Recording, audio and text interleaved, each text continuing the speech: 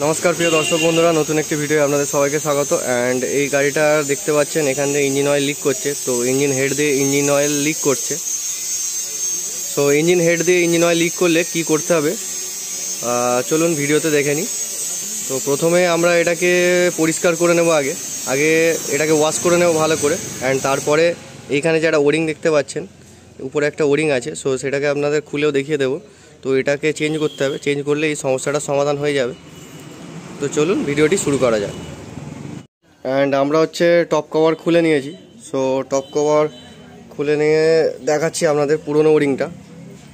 এই ওরিংটার জন্যই engine oil leak করছিল। সো এর কারণ বেসিক্যালি কারণ হচ্ছে এই ওরিংটা যখনই হার্ড হয়ে যায় তখনই ইঞ্জিন অয়েল লিক করে। অ্যান্ড নতুন এটা হচ্ছে আমাদের নতুন ওরিং, নতুন ওরিংটা সফট। অ্যান্ড এই ওরিংটা হার্ড হয়ে গেলেই আমাদের ইঞ্জিন অয়েল লিক করে। অ্যান্ড এটাকে আমরা এইভাবে পরিয়ে দেব। এন্ড পরিয়ে দেওয়ার পরে আপনারা 3 বন্ড এর উপরে ইউজ করতেও পারেন, নাও করতে পারেন, সেটা আপনাদের ব্যাপার। এন্ড সেফটির জন্য আমরা 3 বন্ড ইউজ করব। সো এটাকে প্রথমে এর উপর ফিটিং করে নিয়ে এটাকে ফিটিং করে নেব। এন্ড এর উপর এই 4টে নাট থাকে, 2টো 3টে এই 4টে নাট এর উপর থাকে।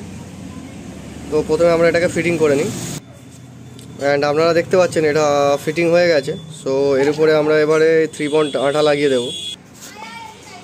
এন্ড আপনারা দেখতে পাচ্ছেন এই 3 বন্ড আঠা আমরা লাগিয়ে দিয়েছি। সো বেসিক্যালি এই ইঞ্জিনে 3 বন্ড লাগানোর একটাই কারণ, ইঞ্জিনটা অনেক পুরনো হয়ে গেছে। সো গাড়ি দেখতে পাচ্ছেন ইগনাইটার, গাড়িটাও এখন আর নেই, গাড়িটা ব্যান্ড হয়ে গেছে। সো ইঞ্জিন অনেক পুরনো হয়ে যাওয়ার কারণে আমরা সেফটির জন্য 3 বন্ডটা লাগালাম, আপনারা নাও লাগাতে পারেন। তো এটাকে এবারে আমরা ফিটিং করে দেব।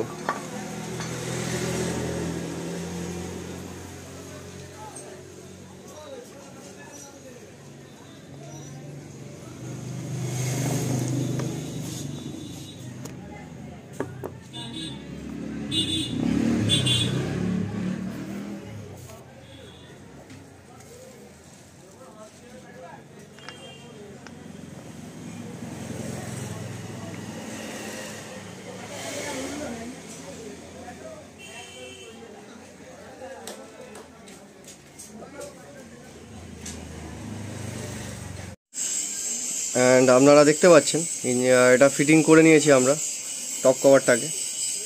সো এইভাবে আপনাদের যদি কোনো দিন ইঞ্জিন অয়েল এখান থেকে লিক করে উপর থেকে, উপর সাইডে ম্যাক্সিমাম গাড়িরই উপরের সাইডে এরকম একটা হেড ওরিং দেওয়া থাকে। অ্যান্ড এই হেড ওরিংটা চেঞ্জ করলেই আপনাদের সমস্যার সমাধান হয়ে যাবে।